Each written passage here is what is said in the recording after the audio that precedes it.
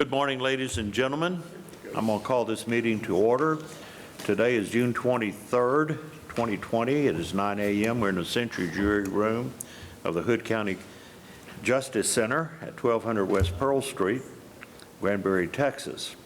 Today we are very privileged here to have a very good keynote speaker giving us our invocation, brought to us again by Dr. Bill Miller of the Pastoral Council. But we have Pastor Mark Forrest of Lakeside Baptist Church. Welcome. Thank you, thank you. Let us pray together as we all stand. Lord, as we gather together in this particular room, Lord, we know it's represented by lots of folks in our community. Lord, we just pray for continued protection over our community, not just the virus, but in the many different things that might challenge us, Lord, that we would continue to pray for our businesses to recover, Lord, that we would pray for those who aren't well.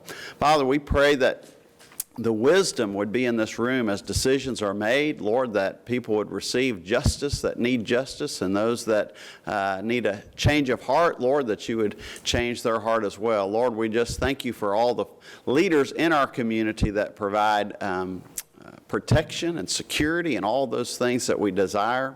We just thank you for your blessings. Lord, we just thank you that you provide us grace and mercy when we need it and direction.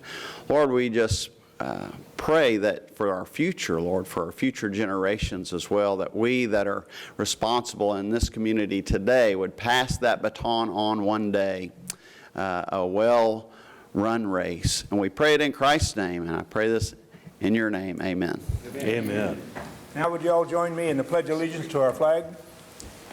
I pledge allegiance to the flag of the United States of America and to the republic for which it stands, one nation, under God, indivisible, with liberty and justice for all. Please join the flag. Honor the Texas flag. I pledge allegiance to thee, Texas, one state, under God, one and indivisible. Thank you all very much. And today, the next item is the Special Presentation and Service Awards up here. Miss Melissa Welburn up here. The first one is Keisha Gallegos. Is Keisha here? Whoa. I know this lady. There you go. 5 years. 5 years, and she's done a fantastic job. She's the office manager over at the Annex 2 building with all the vitals and records, and just trained our employees, and she's done a great job. Good.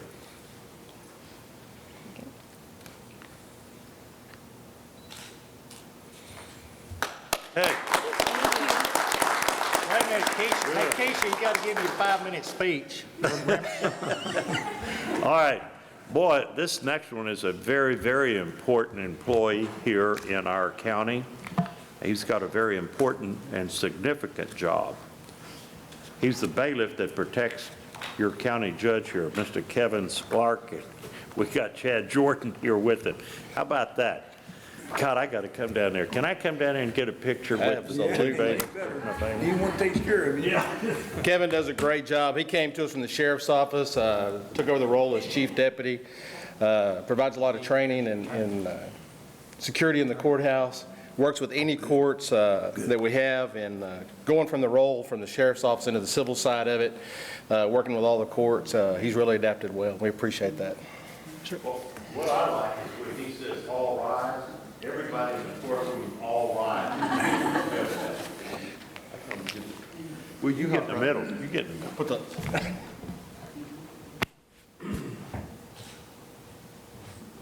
I want a picture. Good job.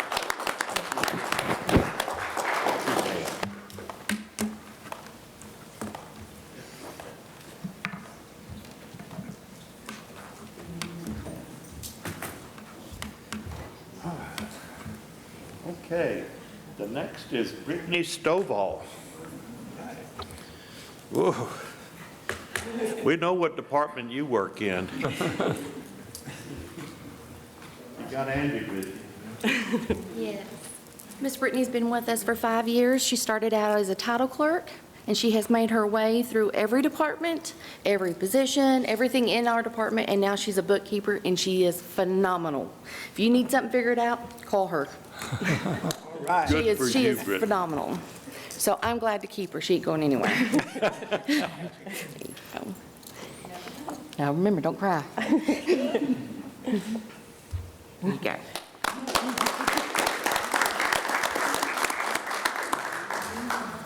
Okay, and the fourth person is Denise Lazoon, 10 years. Denise here? Judge, Commissioners, Denise is on deployment. She's on deployed because of the COVID stuff here in the state of Texas with the National Guard. So she's been on active duty since March, I guess, when all this started. I can't even remember. It's been so long. So she's deployed right now, but I guess we'll get it to her as soon as she gets back. And Good. hopefully that's soon, but. Okay, we'll just hold it for her then. That's good. Okay, thank you, Sheriff.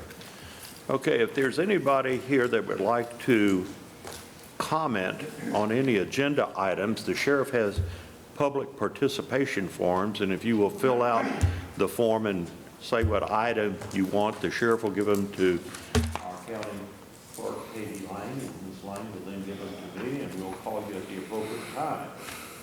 The next item then is the consent agenda. Does any of the commissioners wish to pull anything from the consent agenda? No? Ms. Kidd? I have something to add to the consent agenda. I have emailed each of you a copy of a budget amendment, a true budget amendment. As we've received money for the CARES Act, that has to be budgeted. It's unanticipated, and it's not currently budgeted in our fiscal year 2020 monies. So Katie has the original that you gentlemen need to sign. That will show that I'm certifying that we have received this money and we can budget it, and that will get it budgeted to take care of what we're going to do with the CARES money. So I just ask that be placed on your notes, and we move forward with that. Okay. Got to have it done today, get the ball rolling, right? Yes, sir, that was the other thing. If we wait till next court, then that's a 2-week delay in getting some of the things that are important to this court done. We need a motion to put it on the consent agenda? Wouldn't hurt. I'll make that motion to put that on the consent agenda for I today. second it. Thank you. That's important. I want that. $505,000, right? Yes, sir. That's, Only $505,000, only. it's allocating it properly. That's right. Thank you all. Thank you very much, Ms. Kidd, for that. All right, we have a motion to accept the CARES money in the amount of $505,000 made by Commissioner Cotton, second by County Judge Ron Massengill. Any further discussion? All those in favor say aye. Aye. All opposed? Motion carries 5-0. Thank you, Ms. Kidd. Judge, I'll make a motion to accept the consent agenda as written. Okay. Motion been made by Commissioner Cotton to accept the consent agenda. I hear a second. Second. Second by Commissioner White. Any further discussion? All those in favor say aye. Aye. All opposed? Motion passed 5-0. Okay, Sheriff? I guess That's all Sheriff, that's all. yeah. Okay, now we have road operations. We've been missing Don Lenny, and then he comes up to us the first time, and he only wants $82,000 for a dump truck. Don? That's sad. Okay. Good morning, Judge Massengill, Commissioners. We have it on the agenda. We have 3 dump trucks that are in dire need of replacing, but we do have one that's going to require an awful lot of money to repair or to refurbish. And we're coming to you today asking if get a request that we replace this one dump truck. It's sitting at 181,500 miles. It's a 2007. This is the one it's probably going to be a lot of money in repair and refurbishing on this one, and we'd kind of like to go ahead and kind of get rid of it and get it replaced. So this money is coming out of the 616 fund account. This is the same account that we used to purchase the building. We did the perimeter fencing with this account. added to our pole barn.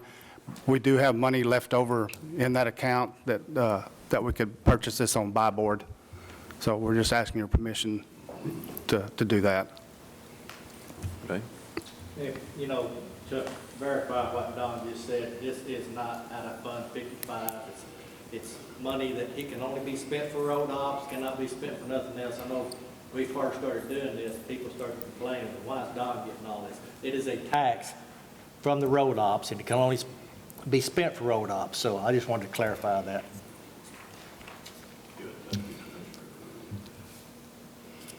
I'd like to make a motion to approve buying the 2021 International dump truck from Southwest International Trucks through buy board and funded by 050-6160-58-900, cost of $82,527.13. Second. Okay, motion is made by Commissioner Deaver to approve the 2021 International dump truck, funded by 05616058900, cost of $82,527.13. Second by Commissioner White. Okay, any further discussion? All those in favor say aye. Aye. All opposed? Motion carries 5-0. Thank you, Mr. Judge. Leonard. Next, we got development, Mr. Head. I guess we're going to go into an open public hearing right now. We're going to open into a public hearing. Yes. Okay? What do you got for us? Morning, Judge, morning, Commissioners. This morning I have a replat of the landings, lots 3179, 3180, and 3181. It is being done to vacate and abandon a 50-foot taxiway easement, a utility and drainage easement, and to vacate a rear building line that was created as part of the original plat that was recorded in 2010. This replat will be creating a 1.673 acres lot called 3179R, a 1.360 acres lot called 3180R, and a 2.068 acres lot called 3181R. The property is located in the Water Quality District in Precinct 2 and is served by EMUD water and wastewater. Staff has reviewed this replat and recommends approval of the replat.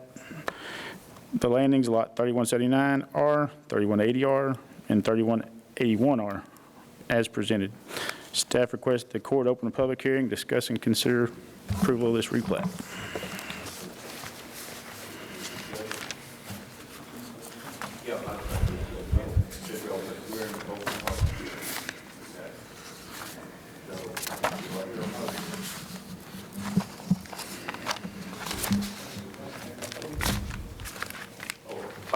I have to make a motion to go into a public hearing?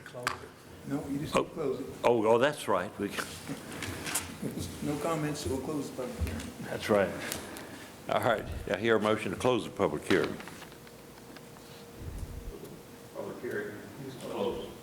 All right, now do I hear a motion to approve the replat? Judge, I'll make that motion to approve the following replat at the landings, lots 3179R, 3180R, and 3181R replat in Precinct 2.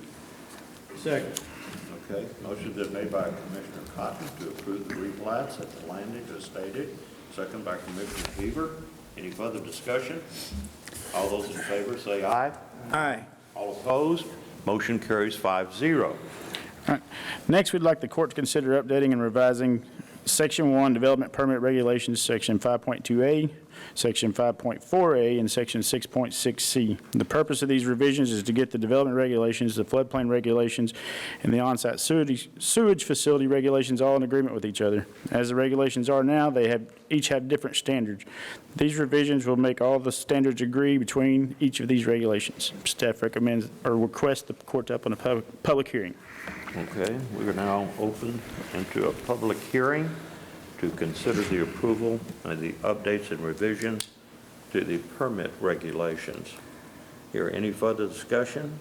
Yes, Your Honor. I just wanted to comment that Clint came in and talked to me about this particular issue, and it's basically just for edification of the taxpayers out here. It's to clean up and really synchronize the language in both sections. Yes, sir. And to basically refer to the code. And it's hard to go wrong if you just refer yourself over to the code. So I just want to let y'all know that it's just cleaning up the language. So y'all both recommend that it synchronizes floodplain, sewer, and development regs. Yes, sir. Okay, we're good. All right, now we're going to move out of the public hearing, okay? All right. Now, do I hear a motion to approve the updates and revisions to Section 1 Development Permit Regulations, Section 5.2A, Section 5.4A, and Section 6.6C? Yeah, I will make that motion as presented to the court. Second. Okay, motion been made by Commissioner Eagle regarding the revisions as stated, and second by Commissioner Deaver. Any further discussion? All those in favor of the approval as stated, say aye. Aye. All opposed? Motion carries 5-0. Thank you, Mr. Hess. Thank you. Good job. Okay, financial, Ms. Becky Kidd. Judge, Commissioners, you have all received advance information regarding invoices to pay in this court. You've also received a spreadsheet with any vendor that will be paid over $10,000. What you don't have on your list is an electronic funds payment to Texas County District Retirement System.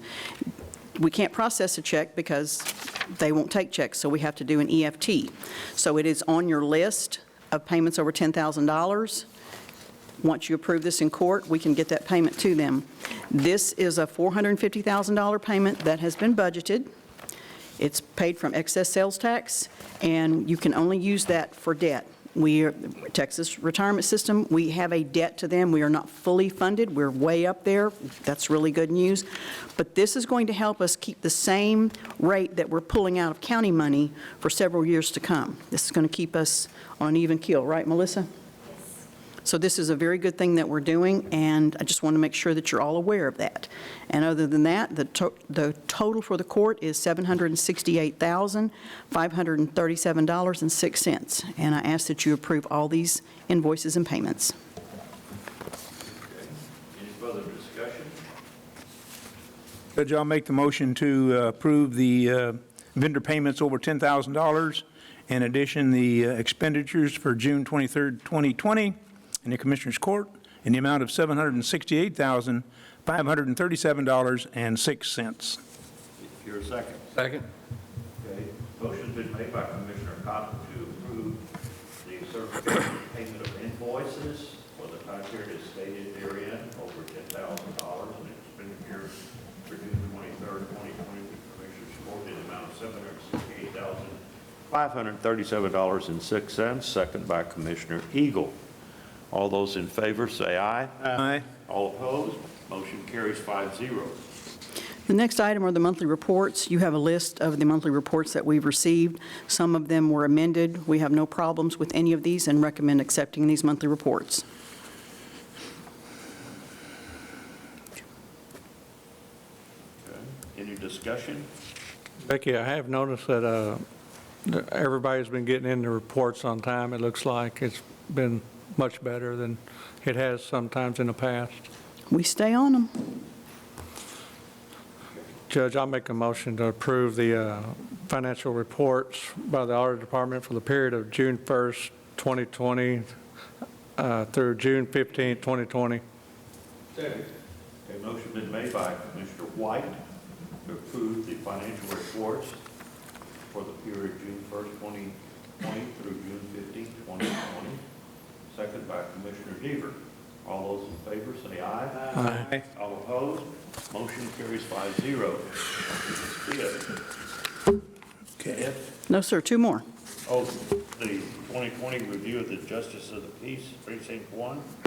Yes, sir, we've completed the audit for the Justice of the Peace Precinct 1 financial records. We have no issues or exceptions with this audit and recommend acceptance. So do I hear a motion? Motion so moved, acceptance of the precinct. Second. Peace, Precinct 1 financial records. The motion is made by Commissioner Deaver to accept the 2020 review of the Justice of the Peace Precinct 1 financial record, second by Commissioner Cotton. Any further discussion? All those in favor say aye. Aye. All opposed? Motion carries 5-0. Next item. Accept the 2020 review of the Justice of the Peace Precinct 2 financial records. And again, we have no issues with this audit, no findings, no exceptions, and ask for you to approve this audit report. I'll make that motion to accept the 2020 review of the Justice of the Peace Precinct 2.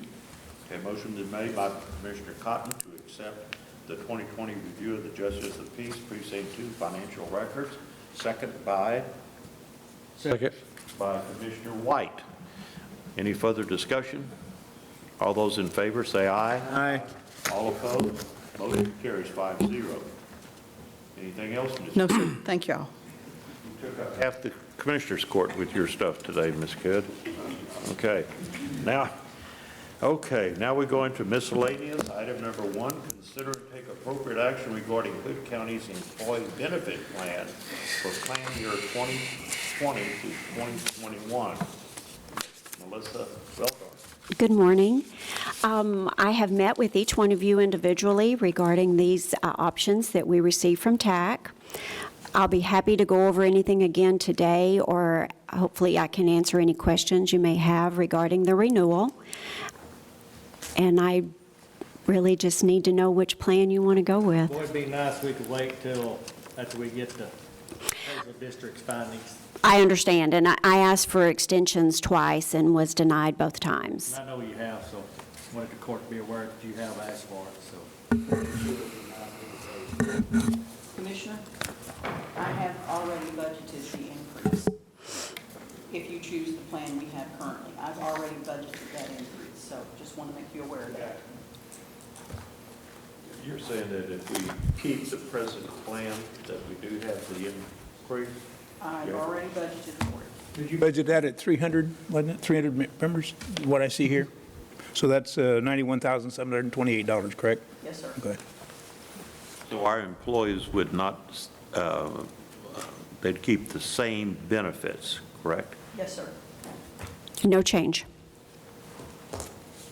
I like that in this uncertain times. I think that's a true benefit.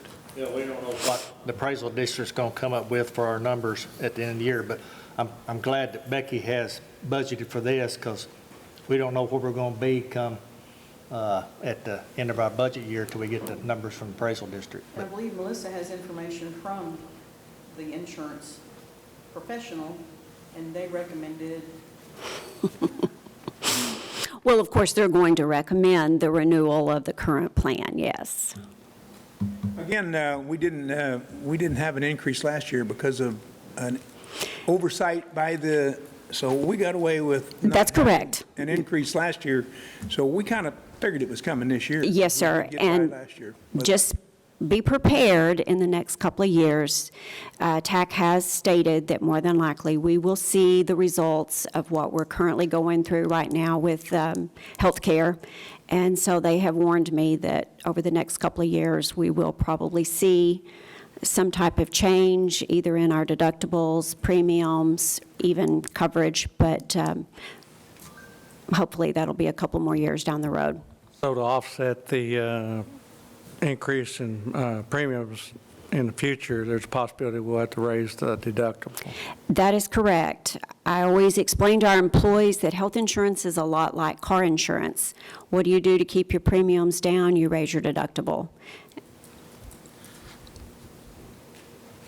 It's not that easy of a decision. If you go with, over to option 2, you get more benefit for the family and the children than you do on keeping the same plan. I think there's a little bit of a increase for that, but for the employee, the deductible goes way up. On option 2, it goes up a little bit on option 1, so. Yes, sir. The option 2 deductible goes from $2,000 to $3,000. Right. And the copay goes up to $40 instead of $35. That is correct. It goes up $5 Yeah. for a copay. It's that deductible that a lot of employees the first time, and there was a mistake made. There was a lot of blowback from a lot of the employees saying it was hard to come up with that increased deductible. So this keeps the deductible the same as it has been for the last 2 years for the. That is correct, yes. Okay. Any further discussion? I hear a motion. I'll make the motion, Judge. I'll move that we take the renewal with the current plan with a cost to the county of $91,728 already budgeted, which would keep the deductibles and the copay the same for the employees. There's your second, Mr. Cotton. Second.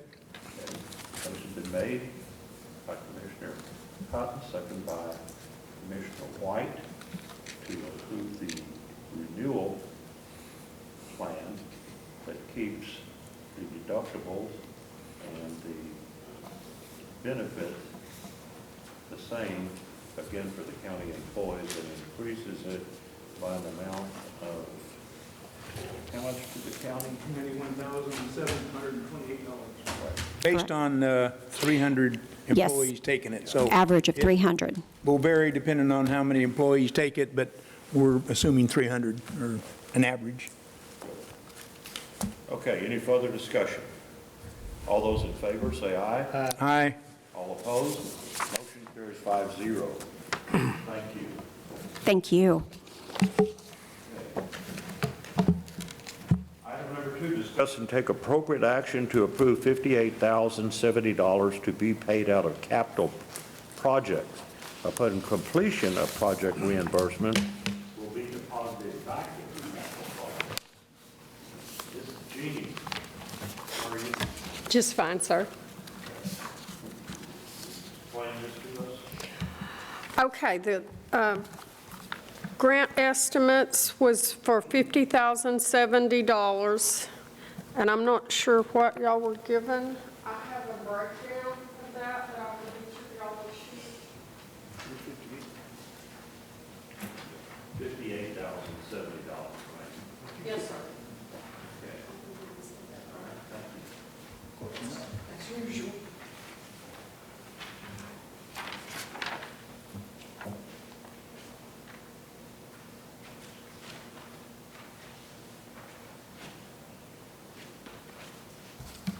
These were the estimates that I received and turned in on the building, the condensifier, and the forklift for the grant. We had set it up to take it out of Fund 55 and be reimbursed. And the way this is set up, I have deadlines through 2021. Actually, the final results are due 9/6 of 2021. The first report starts September the 7th of 2020. And as each phase completes, I have to turn a report in, and I submit a request for the funds that have been distributed during those timeframes. And they will reimburse it back. The final bill has to be turned in 3/31 of 2020 for reimbursement. When? 3/31 of 2021. Okay, thank you. I thought she said 22. I thought she said 20. Hey, I'm bad with numbers today. Question. I know you're gonna have to be doing some fencing and some more construction out there. Is this gonna cover all of that, or are we gonna, what's gonna happen to that? Okay, I had reached out to the North Central Texas Council of Governments. I need to send pictures and the new estimate. I received the new estimate on the concrete that we had discussed out there yesterday, but I was unable to open it, and I got with IT, and I'll get it open today and be able to submit that. The process with that is the North Central Texas Council of Governments then has to send this to TCEQ for approval to change the construction. Okay. And once I have that, then we'll be able to move forward, once I get that approval for construction changes. Have you told the rest of the court kind of what happened when we went out there and looked at that? She's got a compactor out there, and we had to move the compactor to put the building in the place beside whatever that other building is out there. And the compactor was on a cement slab, so we got to pour another cement slab to put the compactor on. It just made everything line up for moving that center fence that was in there to make it all work better for her and the people. Yes, we were planning, the plan is we will have everything for the metal building set up and the concrete, the new concrete for that recycling compactor. The recycling compactor will be bolted back to the concrete like it is currently to keep it secure. But the main thing is that compactor roll-off weighs roughly 28,000 pounds, and we have to be able to keep from tearing the ground up when those trucks move that equipment, when they load that up to take it to the recycling facility. So we are moving everything down to keep the electric in line.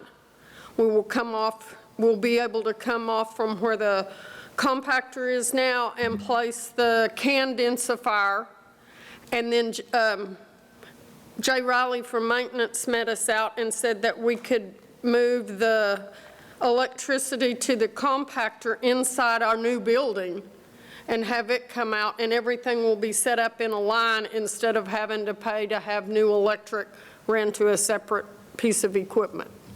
That's three-phase out there too, right? Yes. Jay said he would help us with that without having to pay a contractor to do it, so there's some more free services from our maintenance department. Becky, I know we talked about this in court a while back. Or we already have it appropriated in Fund 55, knowing that we're going to get the money back? I will carve that out and make sure it's there. So it looks like this project's going to continue over a 2-year period or 2-year fiscal year period, and we'll be fine. Okay. Do I need to get you a copy of these dates, just so? It wouldn't hurt. Okay. Is a can densifer the same thing as a can? The can, it's more like a baler. We will be baling this the densifier is like a baler, and it will bale a 2x2 aluminum can bale. And then we will also be baling the steel cans. It'll be a pretty efficient operation out there. Well, it will make it more economical for the county. It promotes recycling in the county. It's a good project. And you're going to have your own. We bail it, and aluminum cans, we bail that also. It's a good deal for the county. I know you do a good job at keeping the place. It's hard to keep up with that out there, and I see you're going to get your own forklift, so you'll be able to move the bales around without having to wait on somebody. So you are making it more efficient. Yes, I'm trying to keep it from it looks extremely tough at times out there because you don't know the volume of what we have coming in, and to try to keep everything managed. This will be able to give us the cans. I know cans are small, but they take up a whole lot of space for the amount of recycling that the general public has increased. We went from 45 days on that packer to we're down to every 2 weeks at this point. Good. That's good. Okay. Any further discussion, or do I hear a motion regarding item number 2? I'll make that motion, discuss and take appropriate action to approve $58,070 to be paid for out of capital projects. Upon completion of project, reimbursement will be deposited back into capital projects. Second.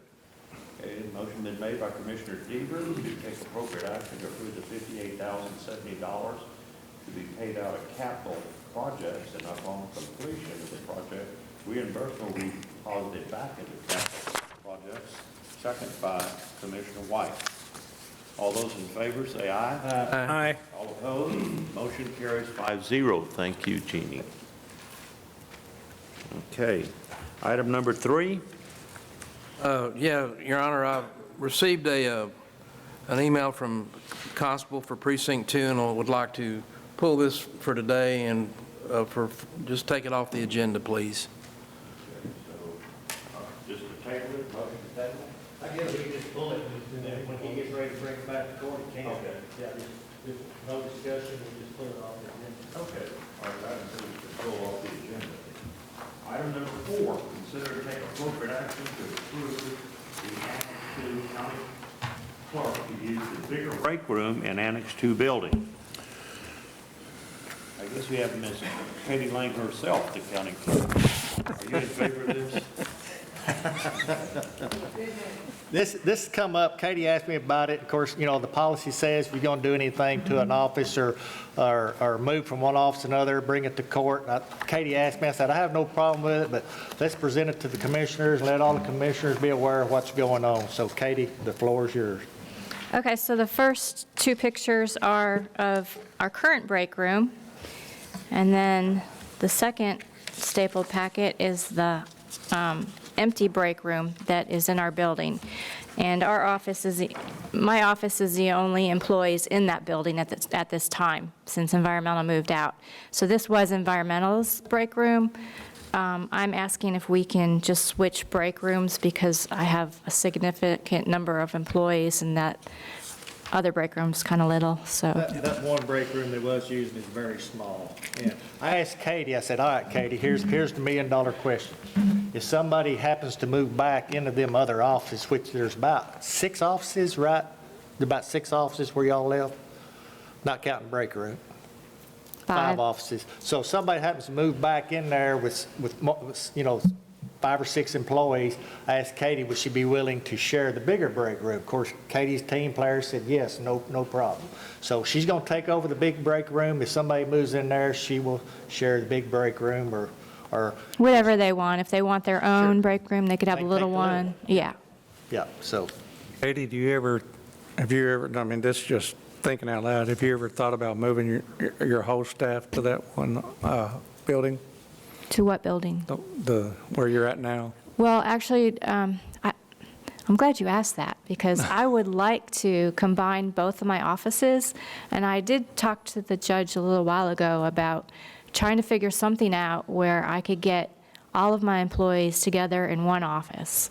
That would be ideal for me. I hesitate to move out of the courtroom because the court side needs to be by the court. So there's no question about that. I can't move them.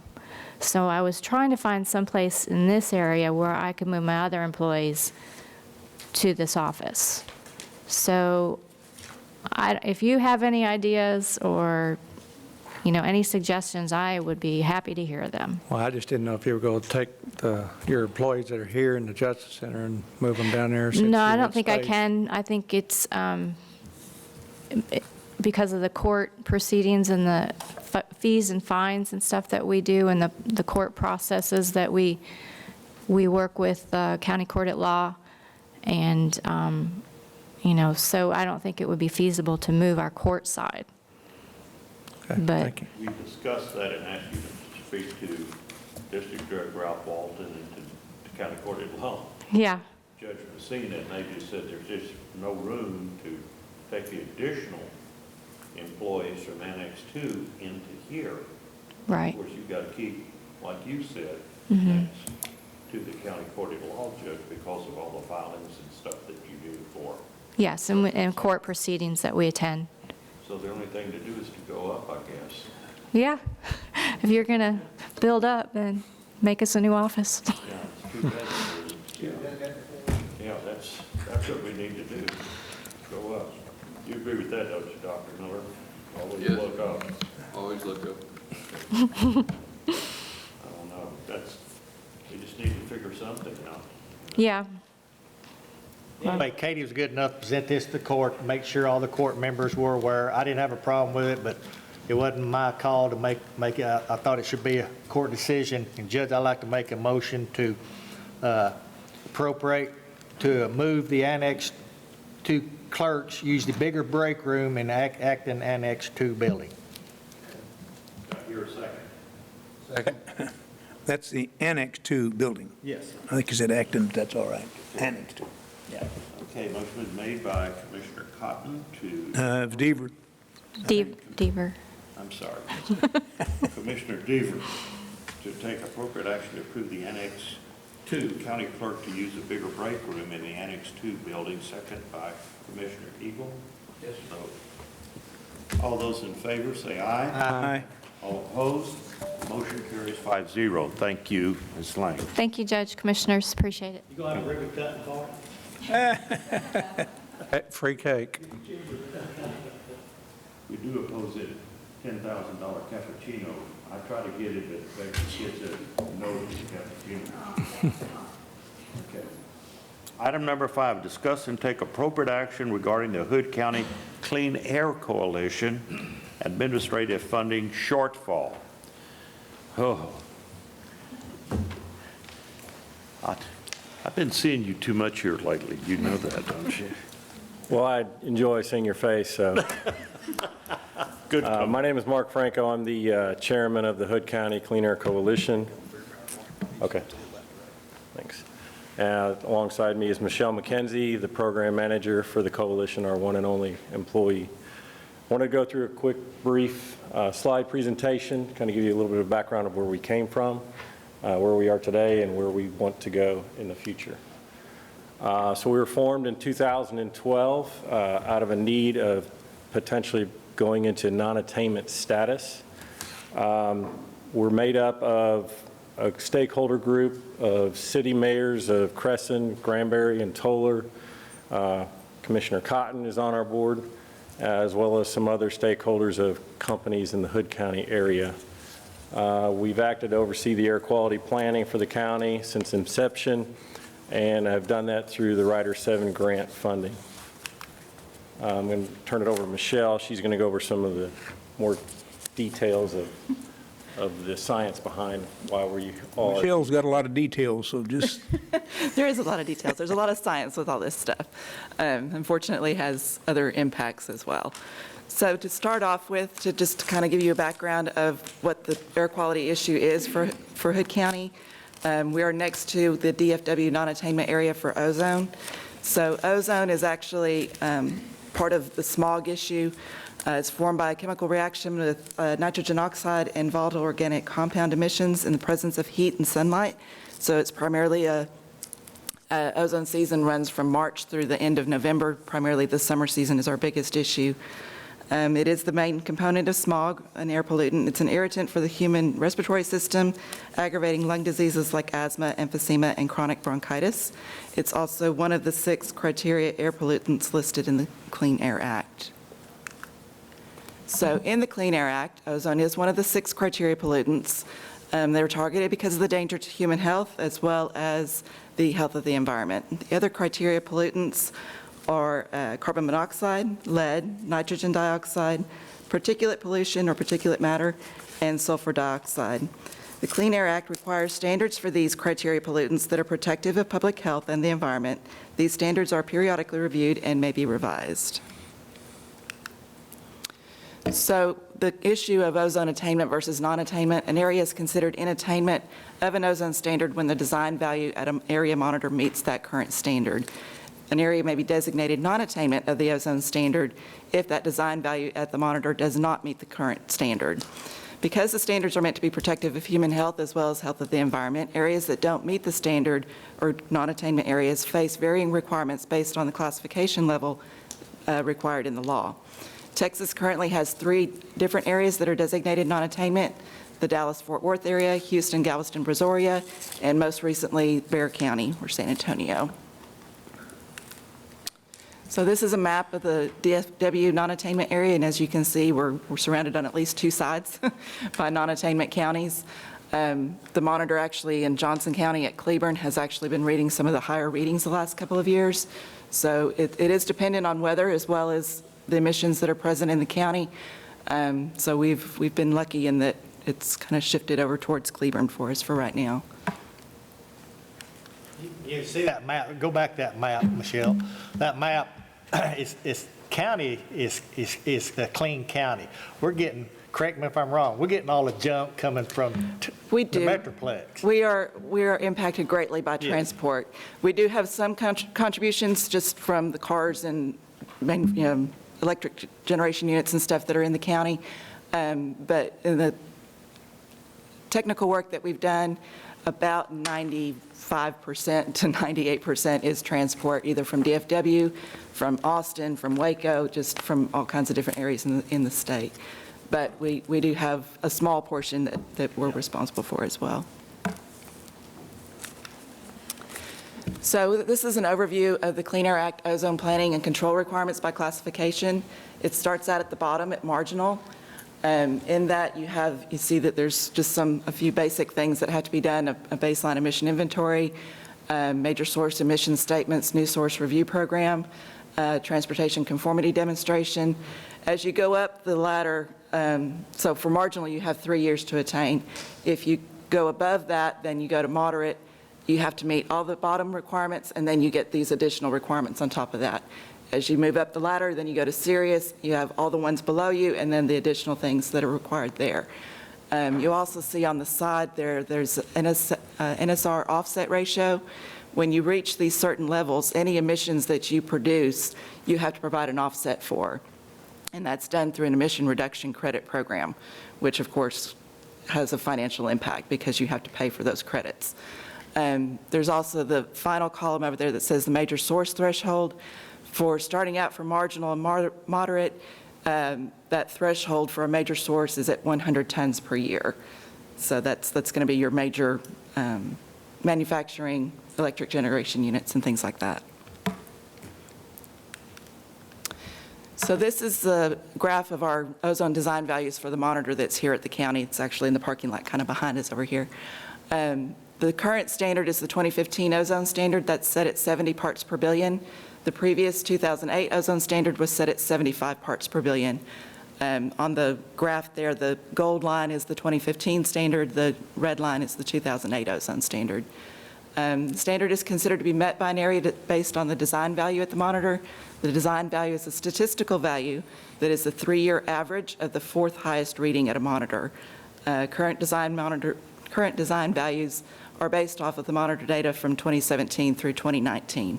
And that 2019 data was just certified in May of 2020. So you can see on the graph that we've come a long way from when that monitor was first in place, where it was reading at 80, got as high as 84. We're currently sitting at 67 for 2019. That number's a little bit lower for 2020, just because we're still early in the ozone season.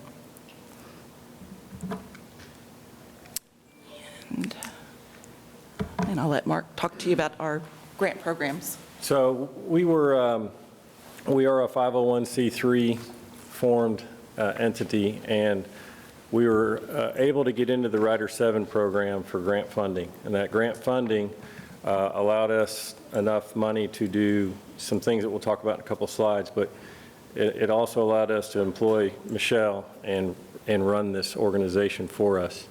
However, in 2017, the governor vetoed that, and so we were kind of stuck in a pickle. And fortunately, through the hard work that we've done, we were recognized by the North Central Texas Council of Governments, and they wanted to keep us going. They recognized the efforts that we put forward and the results that have come out of those efforts. So they funded us until May of this year, and right now we've got a little bit of a problem. The current Texas legislature reinstated Rider 7. However, there were some hiccups with that for us. Only 10% of that funding, which was about $281,000, can be allowed for administrative expenses. So I wanted to go through some of the things that we have completed and we have been able to do. We've done some ozone conceptual modeling, photochemical modeling, emission inventory improvement. We did an evaluation of NOx emissions trends. These are some of the contributions we've done within the county here. We've done a lot of advertising and radio stations, Granbury TV and local magazines to get awareness out there. Anti-idling signs are around the city. We purchased the Surrey bikes for Granbury, propane fueling stations for Granbury and Granbury ISD, electric lawnmower exchange program. Turn in a running gasoline mower, and in exchange you get a $25 credit towards a electric lawnmower. Propane riding replacement mowers for Granbury, Granbury ISD, Hood County, City of Toller, and a lot of outreach public events. So this is a little bit about the Rider 7 grant that we currently are going to be able to tie in. Oh, no, wait, this is the North Central Texas Council of Governments. This is what I talked about. They were able to bridge the gap up until last month. So they reinstated Rider 7. Our area, Hood County, gets $281,250. The rest of it has certain aspects that we can use that money for, modeling and some other technical work.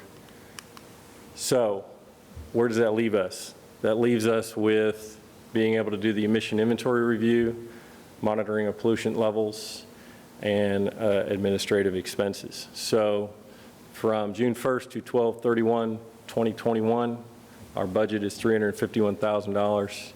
Rider 7 grant funding is only $281,000, and we're about $70,000 in the shortfall. What have we done to reduce costs? We've been very thankful for the city and all the city has done for us. They've basically managed the funding, all the pass-through funding. She's technically a city employee. They're going to get some office space for her, so we're going to eliminate our rent expense. They're going to provide a phone for her.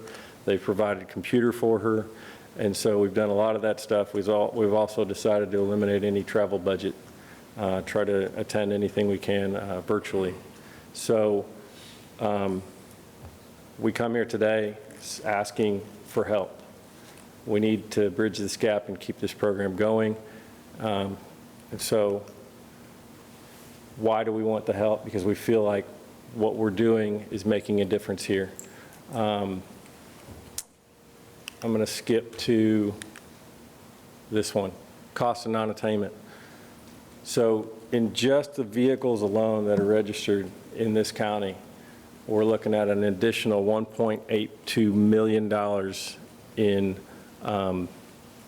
inspection fees. So that's on the Hood County residents. That's just in the vehicles. So if you remember that other chart that talked about all those things that we have to do, and if you go to the next level, it's all the things below. That's just scraping the tip of the iceberg.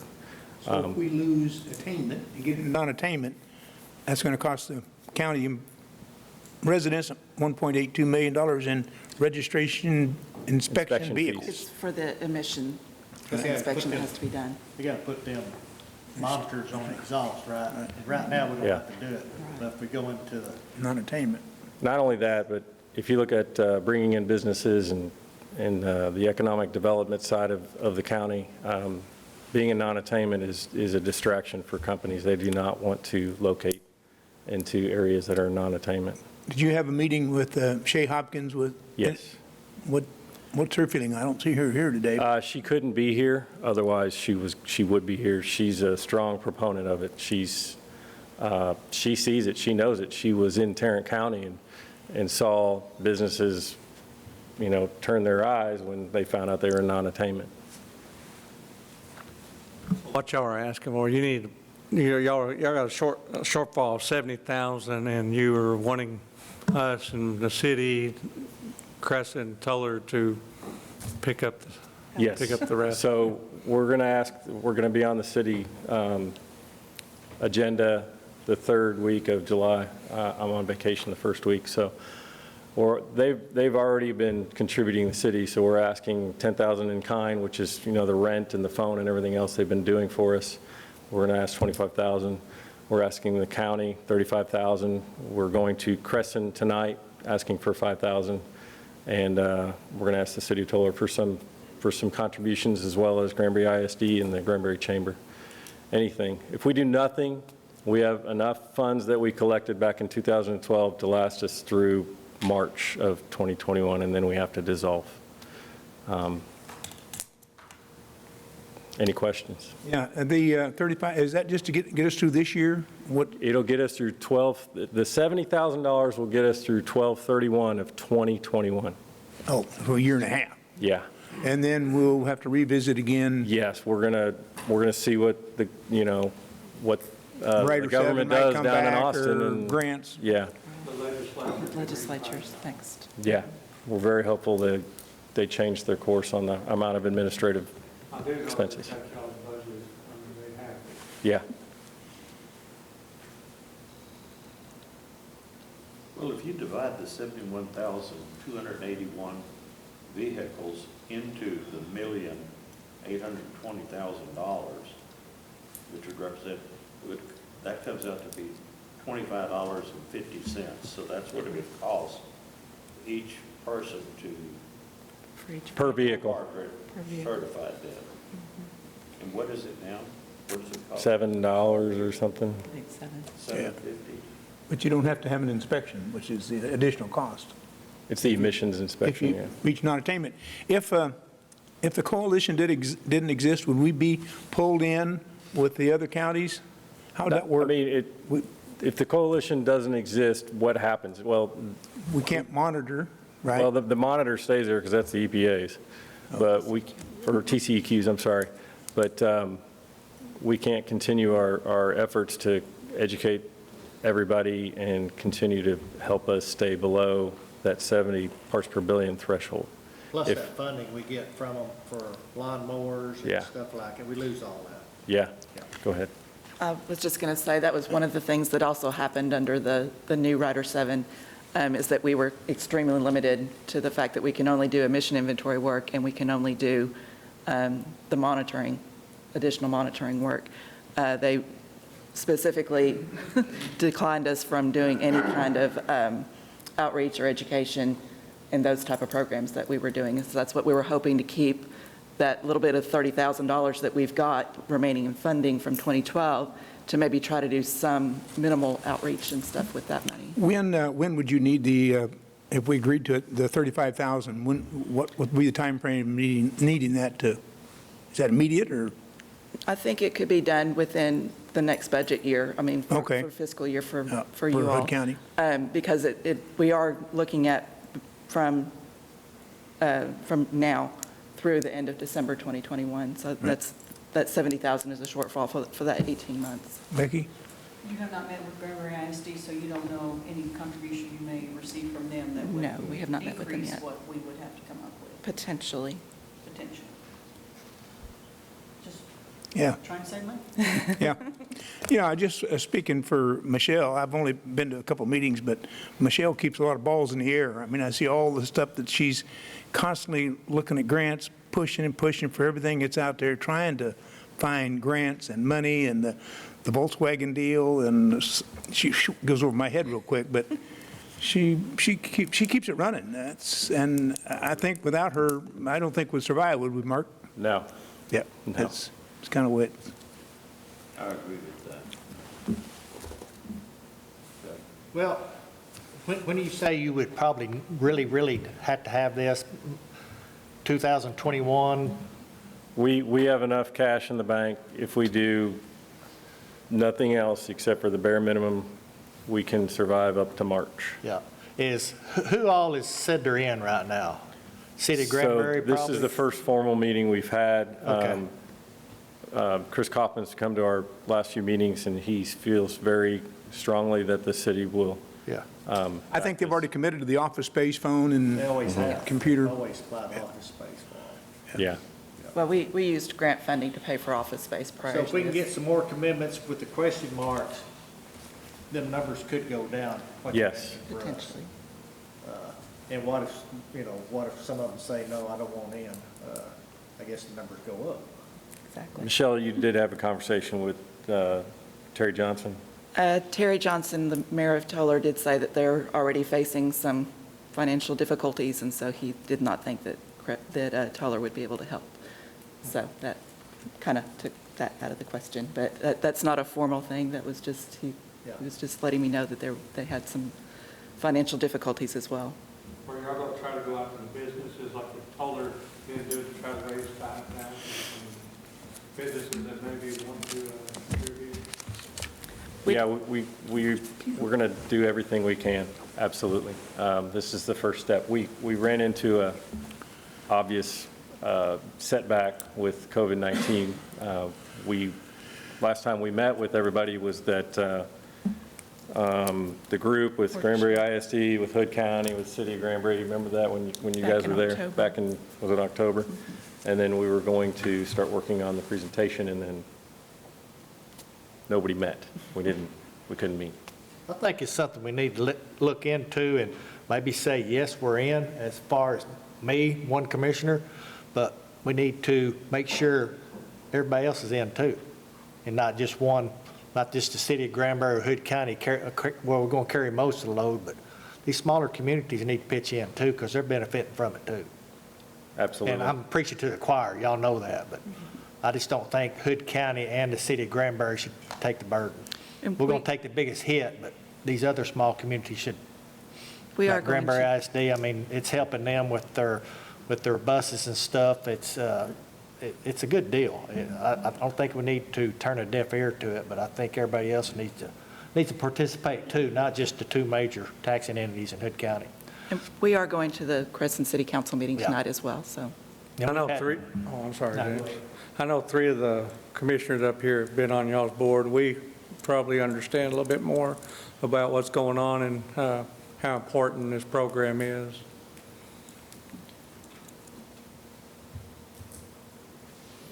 It's one of them deals, something where the government says you got to do it, and they fund it a little while, and then they start pulling back, and here we are, the county and the city has to pick up the slack. So that's just the way it always has been. Unfortunate.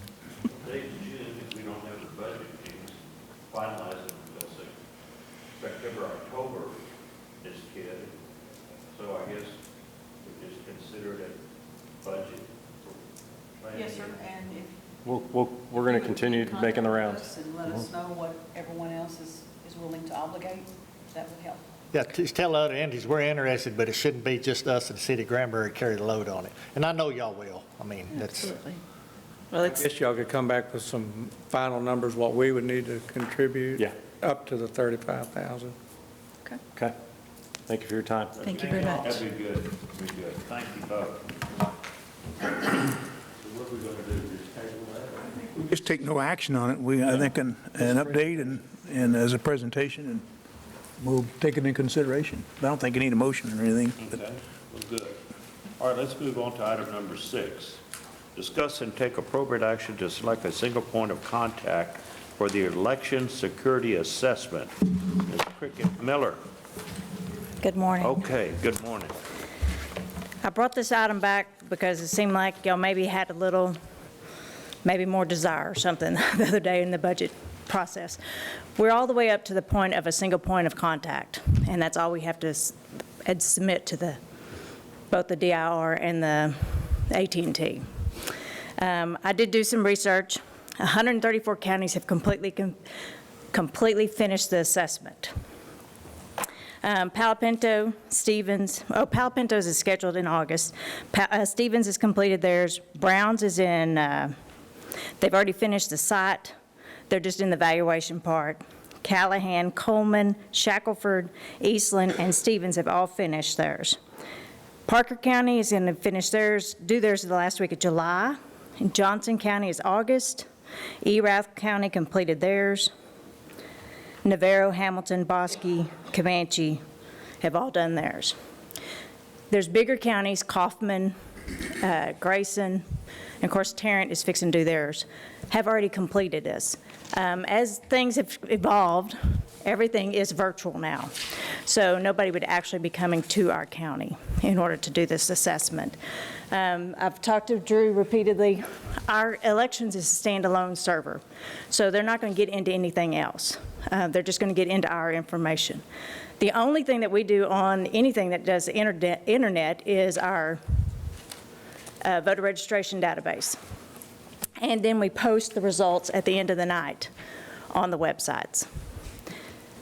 They're mainly going to check and see that we are doing everything we can to make sure elections are secure.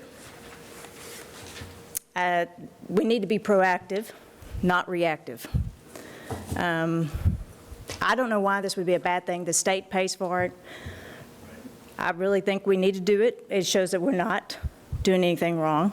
We are doing all protocol, but it is y'all's decision. So I'm bringing it back. We could be gaining some money for voting machines also, right? Yes, if we do the assessment, then we have $104,000 that we would get, and we would have to pay $16,000. It's $140 actually, Right. and then we match with the $16,000 that we can use towards purchasing the new voting systems. Is there a time period on that too? It's all the way till the end of 2021, I believe, December So you got to 2021. make a move between now and then to, Well, they're wanting to get all the assessments done this year. Right. The state is. And then the money's still available all the way through to end of 2021. okay. 99% of the counties have already signed up. There's only 4 There's out of 4. 254, so. Right. I've not heard any bad things. I mean, So if we do this, if we vote on this today, if we do or don't, if we do, we're done. I mean, we don't have to do nothing else, right? correct.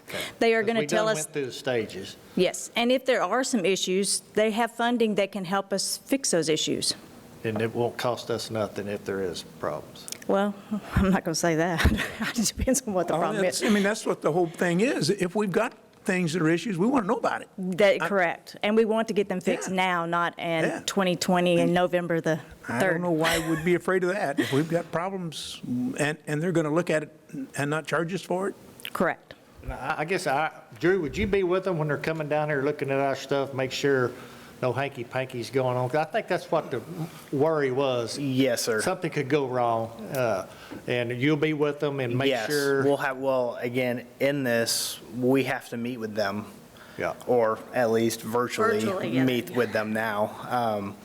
Because of course, we have to do a few things for them so they can peek into the election side of things.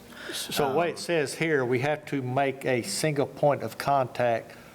Do we have to appoint a name for this point of contact? Yes. And all the others I've talked to, their election administrator is that person. I mean, But it makes sense. I mean. correct. We've already got a contract, signed a contract, and approved by our county attorney, I think, has looked at the contract. Yes, Pat has looked at it, and he looked at it prior to Right. the previous court signing. So all we're doing now is appointing a point of contact. Yes, sir. And after that, we're set. That's right. And then we'll just get on the schedule. Okay. So Cricket, if you were the single point of contact, when you're notified, would you immediately notify the court, what's going on, keep us up? Yes, sir. I sure will. So so this is back in here, and I just want on the record to voice my issues, and whatever happens is gonna happen. But I've tried to call Mr. Glotzer, haven't had a chance to talk to him about where he is with his status. Tried to call Gene Moore, we've been playing phone tag. But the prior court did sign a 12-page contract that started the process. The next step is to appoint a single point of contact, whether it's elections administrator, county clerk, IT person. And here was my hang-up from the beginning, and I just heard you say that something's different, and I'm reading language out of the contract. You just said that they're only going to look at our elections software and our elections process, correct? Yes, that's what I've been told, yes. Although they told us when they came to that meeting that they needed to get access to our entire network. So that's changed? I've talked to Gene just last week, and he said that all they're concentrating on is elections. They're not going to be looking at anything else. He said they don't need to look at anything else. Well, that's not what this contract says. So I guess my question is this, and I know where this wind's blowing, so I know how it's going to end up today. But I want it on the record that nothing is free. And the AT&T is going to be given the keys to the county, and they're going to come in here, and they're going to conduct an assessment. Now, here's the kicker for this free deal. If they find something that they feel like we need to do, we have to do it. If we take that money, they told us that when they came here, we have to do it. So I just want the court to have both eyes open when this gets put on the table and voted on, that there's the price tag on this may be more than you think. And the problem I've got with the whole thing is that we have an IT department with 9 employees handling our elections, or at least taking care of the software and the hardware side of it now. What are they here for if we can't depend on them to take care of our entire system, for that matter? These are rhetorical questions that I'm asking, and I'm throwing on the table because I have reservations against taking grants, because there's always strings attached to it. Now, I realize that the federal government has made available $23 or $25 million to the state of Texas, and the Department of Information Technology, coupled with the Secretary of State, is dealing that money back out to have AT&T go around, an exclusive deal to go around to all the counties and do this assessment. And all I'm pointing out, and I just want to make clear, sometimes things cost more than you think they did or will. So that's my reservations. I appreciate that, Dave, and I'll always consider, you always look into things, study, but why are the other counties doing it also? I mean, how many counties are nearly all of them are all in right now, right? Right. I mean, the majority around us have already done it. All of House District 60 have done it except for us. We're the only county that has not. And I get it, Dave. I get what you're saying. It kind of makes me wonder, but if it's that bad, why are the other counties doing it too? Why are they doing it and not opting out? I imagine they want some funding. Yeah, and that's what I think I don't know. I haven't read the contract, and I'm not a lawyer. I'd lean on our county attorney for that. But it's my understanding that that's all they're going to be dealing with our election. If they find something wrong with our election process that has potential for leaks, they're going to tell us what it is and expect us to fix it at our expense. My question, wouldn't we want to do that if we found out that we had a hole in our election? Wouldn't we want to know that? I mean, let me ask you this. The last time we brought this up, our election system cannot be hacked from the outside, as I understand it. Am I right on that, Drew? Because it's a self-contained system. We're not on the internet or anything. Am I right? So the election process is completely offline. That is correct. Again, when we brought this up multiple times, the only way someone could do something is if they sent the actual memory card from the factory, they tampered with it at the factory and sent it through the mail. Because the process is offline.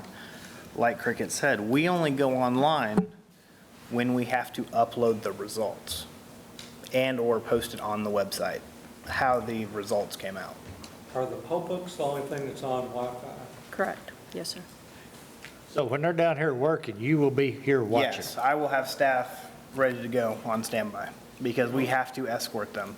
I asked the guys that we have to trust our IT department because we vetted them. So we know everybody from the top to the bottom, our 9 people.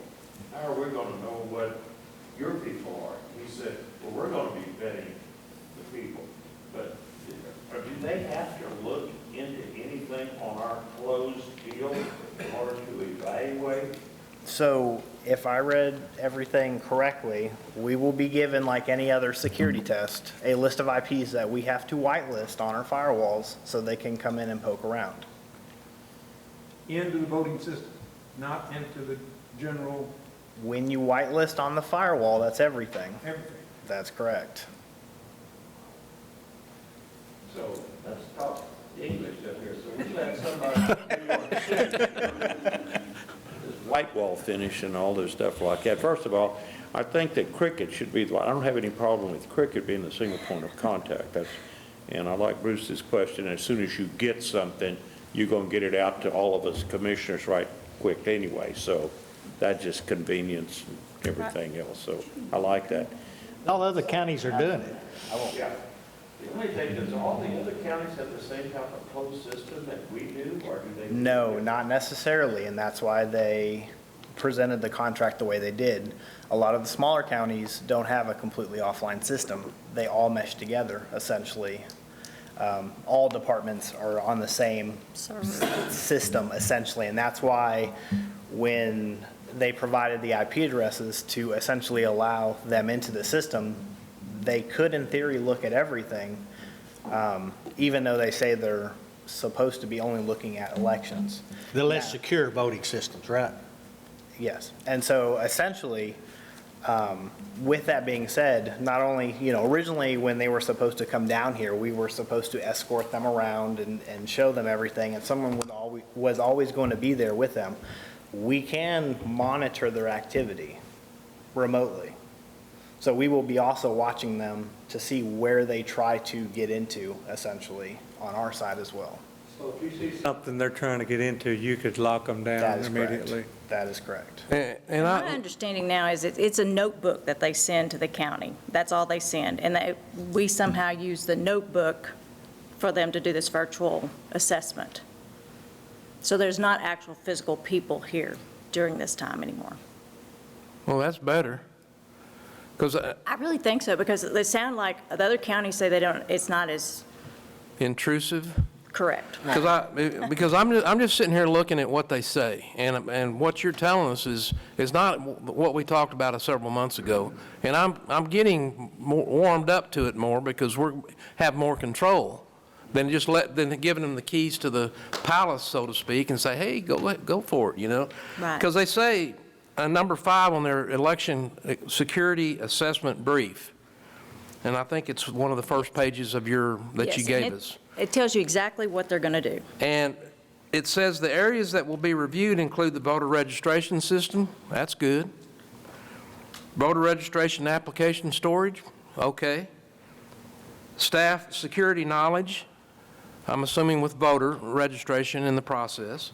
Election devices. That's good. Let them look at that. Ballot creation process. Good. And tools. Election results publication. I'm on board with it. And tools. But then here's where I started having a little heartburn. Non-connected networking systems, what do they need to do that for?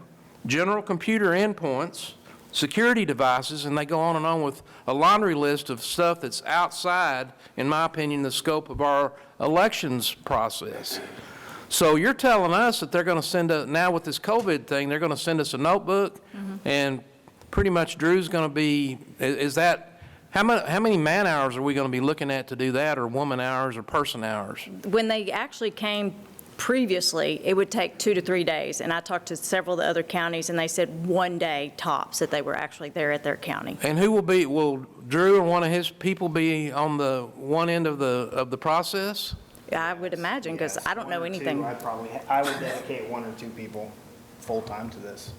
So what are your... Go back to delaying the process that I brought up during budget. Now I have to take away people from fixing day-to-day stuff to do this. Therefore, it could be 2 days or 3 days before we can respond to an event unless it's a true emergency. Well, that's okay, Drew. Let's just concentrate on this one. Yeah, we don't need the sidebar, okay? Just throwing it out there. It will, I'm just getting at it will affect day-to-day operations. That's all I'm saying. But it's going to affect it either. If we don't do it, well, let me back up. Well, we can't compare apples to apples or apples to oranges with all the other counties because they may or may not have the same system we've got. Correct. So that argument doesn't fly for me. But if they're going to send us a notebook and say, here's what we need you to do, and we're going to be in control of the process, then I'm certainly less objective of the whole situation. But I still ring in my ear from when we had we had a workshop on this, last year. I still just want to warn that we may end up having to do some stuff that may or may not actually affect the elections. Right. That could cost the county more money than we thought. Right. So I just want to have that warning out there. You're going to be there to make sure they don't get into our money, for one thing, and other stuff, to make sure they don't, and just tell them no, and then if they have a problem with no, then we'll bring it back up to court and we'll figure it out. Well, like Cricket said, anything that they do, you will all be notified immediately. That makes me feel all right then, and I think we need to go ahead and do it. And if they need to repair something, Commissioner Eagle, we're going to be on that and give them a little cross-examination. Since we have a self-contained voting system, how can anybody hack into that system? Correct. But then again, if something else I comes believe up. more it's going to be towards your voter registration and towards us posting results at the end of the Right. night, is where they're going to be more targeted towards, because we do. If you can hack a electrical outlet, then you can hack the voting machines. And you can't do that. Rickett, I thought that the last time you came up, you stated, by memory, it's probably not as good as I thought, but even if they find something, it's still our decision to fix it. We don't want to fix it, that's up to us. That is correct. So we're not required. They're going to identify, if they find something, they'll identify it. But as far as expense, we're still not, we'll come back to court and we can make a decision, nope, we're not going to fix that because we don't think it's that important. And it wouldn't be them doing the fixing, would it? No, it'd probably be our office. Be us. Tell us to do it. Most of the I things that wouldn't they've want them noticed fixing is it. Nor the would way I they want- nor sealed would I want them something, to- or chain of custody was not done something, and that's the ones I've heard from They're other just counties. reporting what we got. They're not the fixers. They're just Correct. reporting the Correct. problems. Yes, sir. I doubt they're going to find anything, but since we got the closed system, but Well, they said that you get a 5 rating and nobody's got above a 2, so. yeah. Challenge accepted. So would it be possible to have you two as joint points of contact so that we've got both of you working on it? Is that possible? I would think You have any it's. objections? I don't. No, sir. Okay. I'm fine.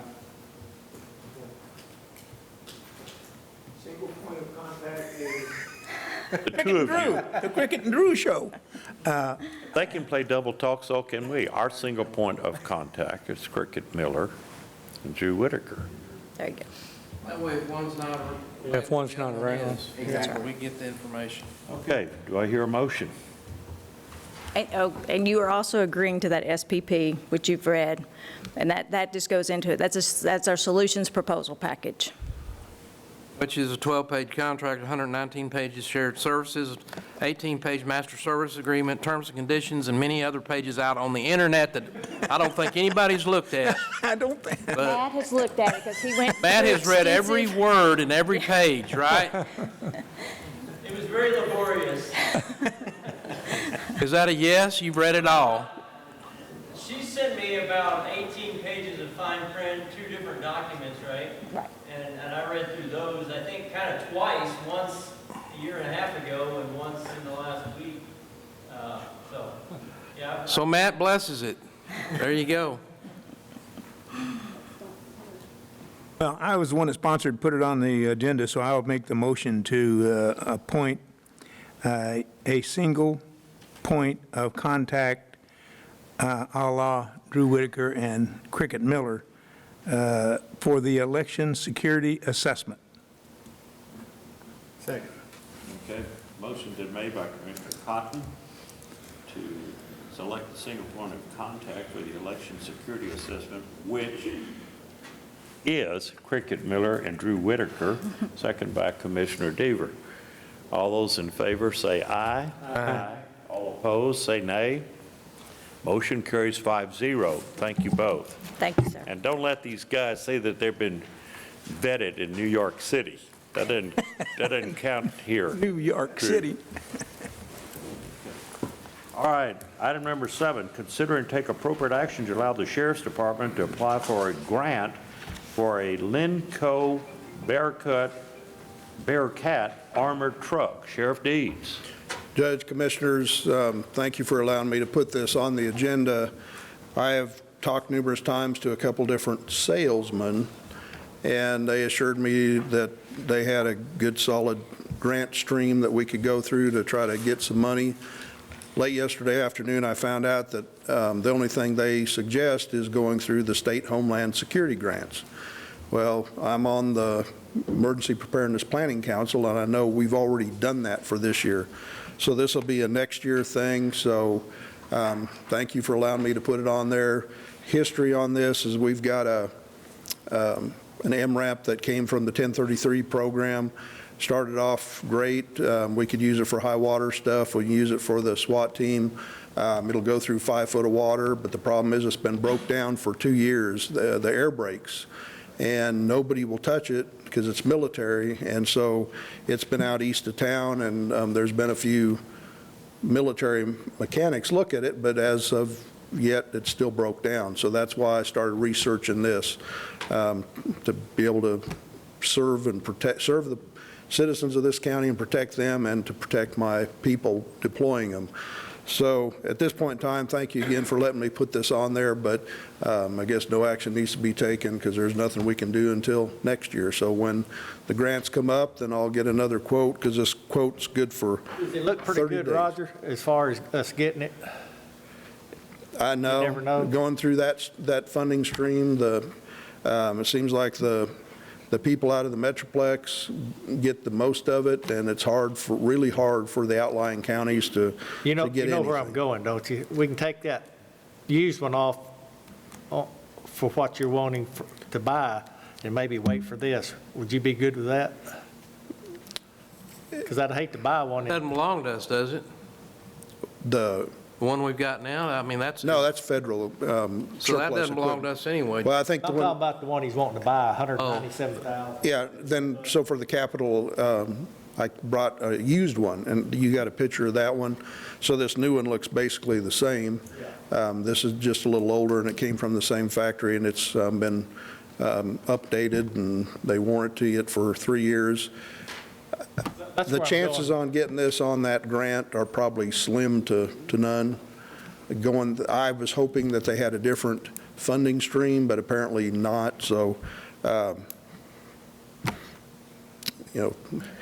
thank you for your time, but I guess So no action needs to be taken? No action needs to be taken. So this was a quote for $295,134. That used one that I brought to you at the Capitol meeting was $197,000, and that's warranted and all that. So I'd be happy with that one, because probably we're not going to be able to find the grant money to get this one done. But it'll be next year. Sir, County Manager. It's different things they come up with. So from one year to the next, I can't foresee what they're going to do next year as far as the Council of Governments. So I'll just have to possibly bring it back next year when the grants open up again. So anyway, and like Commissioner Eagle, you said you worry about grants and the strings attached, and yeah, it sounded like this was going to be a good thing, but there's always underlying issues. So. Well, I looked into some of that before on like these vehicles and the administrative fees and you're required, the maintenance, all the paperwork, you start almost have to hire an employee to take care of some of that stuff. So it does get to be, it's more simple than just having them drive up and hand you the keys, say, here you go, here's a tank, have fun, Yeah, back in the day when I was the Fire Marshal Emergency Management Coordinator, way back before I was a sheriff, they were pushing the grants to get people to help you do emergency management work, but then you had to hire 2 more to get all the paperwork done. So yeah, it's not worth it. The EOC, I got $1 million grant to get that emergency operations center, and then by the time we actually got the check, I think it was $712,000, and I thought, where's the rest of the money? It went to the state. So there's always strings attached. The state's got to get their taste, Yep. Got to keep capital going. So anyway, thank you for your time. Thank you, Sheriff. Okay. Item number 8, pursuant to Local Government Code 152.014, take appropriate action for the county judge to draw names for the Salary Grievance Committee from a pool of citizens who serve on the grand jury in Hood County during the preceding calendar year. So, who do we trust? Who do we trust here? I've got the names and numbers, as I understand. I haven't looked at any of them in here. And these are people from the grand jury, and I guess I'm to pull in here and then give them to you, call out the numbers, because they're numbered, I think. Okay. How many am I supposed to pull? Do you know? It doesn't. It may say someplace else. How many? 8? 9? Don't you have to have some reserves also? Yeah. Yeah, we had to come back last year. Yeah, we did, because some of them did. We're to pull, Did not want to. we're to pull like 14 maybe for alternates. I'll give you the first 9 and then give 5 alternates. The first one is number 11. We do this to protect the secrecy, I guess, of the grand jury here. We trust the judge, so we know he's not looking. When my wife was on the grand jury and this guy stole his car and robbed Thorpe Springs, and you remember that sheriff, and he got up there and he ran through those 3 barbed wire fences and mixed up that guy's cattle? Rob Christian came up to me and said that you need to explain to your wife that we can't give the guy the needle, the death penalty for mixing up cattle. That's what Brenda wanted to do.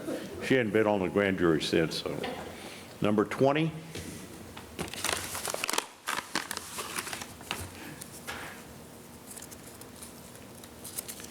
Number 4. Number 23.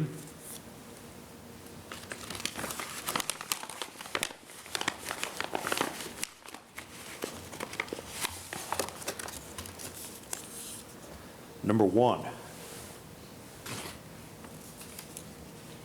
Number 2. Are you kidding me? Number 10. How many is that? That's 7. 7.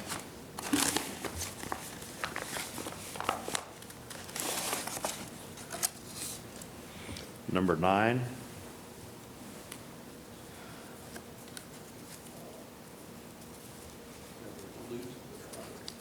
Number 17.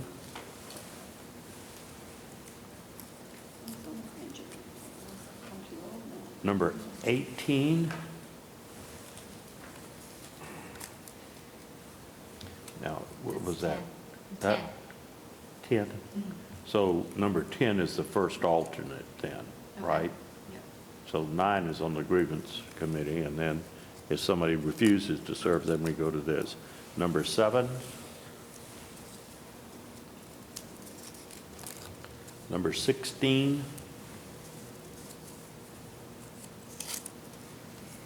Number 8.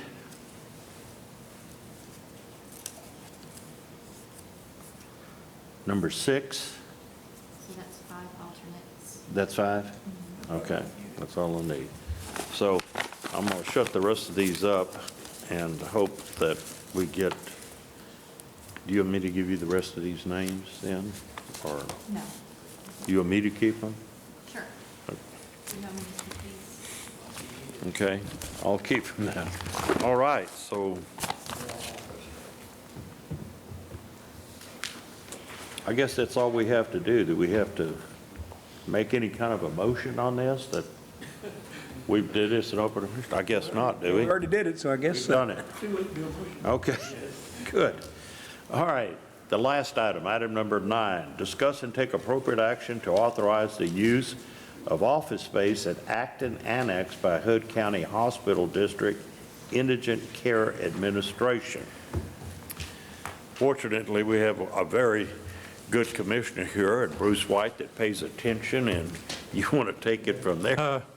You know, we were trying to figure out how to use an office for the indigent care lady that vets the indigent people for the county, and we were thinking about using the office next to mine, but I spoke with Jim Allison yesterday or through email, and he says since the county is prohibited from providing health care after a hospital district is created, the hospital district should provide reasonable compensation for the use of the county office.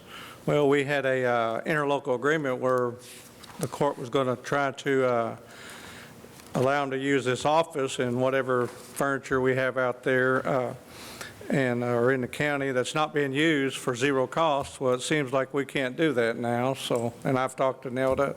You know, in the past we've thought about leasing the suites, and you have to get a realtor to appraise things, and you got to put it out in notification. I mean, it's a pretty good process. So I don't know really where we need to go there. I just know that we have just a short amount of time to find an office for this lady as far as the hospital district. you know, I don't know, to find fair compensation, do we need to get a realtor to say what the fair compensation? I mean, I'm a little lost now, Nelda. Well, the way I read it, and y'all are welcome to read it and render your own opinions, because that's what we all have to look at government code book is an opinion. When I read it, it said that it had to be advertised for lease, and you can set a minimum that it is, but you have to do an open bid process. It doesn't matter if you're going to sell it or you're going to lease it, either way. That's what it says in government code. Are we required to take the highest lease bid? Or once we put it out for bid, are we required to take the highest one? No. No, okay. What it is you don't have to take the highest one. Yeah. You can reject all bids if you want to. That's up to the court. You have the veto power if you don't like somebody comes in and say they lowball it and nobody else bids. Well, you don't have to take that bid. You can reject it. We've honestly, since I've been in the county, never done one that way. They didn't even know for a long time that they weren't doing it correctly. Because they had rented out some suites in Acton. I know that just for the sake of conversation, we just had a presentation a little while ago about an office furnished for in-kind. And, you know, the county, this is kind of the left-hand pocket, putting it in the right-hand pocket as far as the hospital district versus the county is concerned, but maybe we can, just for conversation, maybe we can do some sort of agreement, an in-kind arrangement. I know that the county has to pay the hospital district to reimbursement on certain items. So I guess we need to continue the conversation on this, but we need to do something now for her, correct? My next question, I was going to ask for a volunteer to go explain this to Christy Massey. So if anybody out there is brave enough to try to go explain this to Christy, since we need to do something now, like you said, because the hospital says that by January 30th, June 30th, they're not going to provide anything anymore, and we have to have this set up to take care of the indigent care and a place for. And can we do something for like $10 a month for temporary till we figure something out? Sounds reasonable to me. Just a token, I mean, just a, you know, like a, where we are, there is actually some, something changing hands there, but I'm just trying to figure out a way we can solve this problem while we're here. I see wheels turning around back there. What is reasonable compensation? Well, that's what, Well, I guess if you interview enough lawyers, you get a bunch of different opinions, but. That's true. We agree with that. We already got two. Came to me, I emailed David Brooks. Well, David Brooks, we pay him $100 a month consulting fee out of my office budget. And he's literally written the book on county government, volumes of books, and that's all he does is county government. So I said, David, what do you think about this? And he was basically fine with it. And then you interview Jim Allison, and he says no. So, I mean, since David and I kind of have a contractual deal, I lean with David. But, I mean, that's a pretty heavyweight authority on county government issues who's seemingly given us the green light to do it. So I agree. And you're saying basically we can just do it gratis. I mean, that's what he's saying, but I mean, if you want to say $10 a month, some nominal amount, he didn't raise any objections like, hey, you can't do this. I did explain the unusual scenario where we have all 5 members of the Commissioners Court on the hospital board, but that's statutory. I mean, that's how it was set up eons ago. So, I mean, it's kind of, you're making the decision on both ends, but he said just memorialize that. And so that's when I went and wrote that interlocal, which was just kind of a rough draft shell, but it kind of just set forth what we're going to give and what they're going to get and so on. But I was thinking that would be okay based on what David was telling me. when I talked to you, you made that an interlocal agreement, and I thought, well, yeah, okay, it's going to go over. And then just a fact check, yesterday I sent an email to Jim Allison, that's when he sent it back, and I'm like, oh, red flag now. Right. We got 3 lawyers standing around here. What do you 3 lawyers say? Yeah, I know. You Well, get you 4 know different how, opinions. listen, what I think about Jim Allison sometimes, so, Yeah. he's not the Supreme Court of county government, I can tell you You're that. right there, Dave. Well, I guess he's saying, we got to provide reasonable compensation. I guess think it'd be up to us to I think decide what we $10 think's is pretty reasonable. So we can put a price tag on this and pass this resolution today and get it done. We're in an emergency situation where we have to do something, and if it's wrong, we can rectify it. But we got to do something here, so at least we've got due diligence on this thing. So let's go ahead and hear a motion to approve the interlocal agreement just right now, based upon the fact that we've got, Lord and behold, 2 conflicting lawyers. That's how they say that one lawyer in a small town will starve to death, but 2 lawyers in a small town can each make a good living. That is true. Judge, in this 2.1 of this, county agrees to provide access to the Acton Annex at no cost to the district, so we just had to put like $10 a month to the district, right Is that there. all right with you? Okay. Right. Well, with that interlation, Local. Links into the interlocal. let's go ahead and make a motion. I move that we accept the interlocal agreement with the one interlineation in there to $10 a month. Charged to the hospital district. Talk to the hospital district. Yeah. They pay to the Hood County. Hospital district. I'll second that. Second by Dave. Matt, could you redraw that up as kind of with that words, please? I could redraw it, that's fine, it's still on my computer. Okay. Okay, good, get it to us, we'll sign it. I think it's me, Christie Massey to sign it. I'm glad that no one here has to report to Christie Massey. He doesn't have a place to go. That's what I was scared about. I was, me too. So all those who are real brave, let's vote on this then. All those in favor of approving the interlocal agreement to rent the space to the Hood County Hospital District for $10 a month, payable to the Hood County, say aye. Aye. Aye. And all opposed? Motion carries 5-0. And that concludes our docket for today.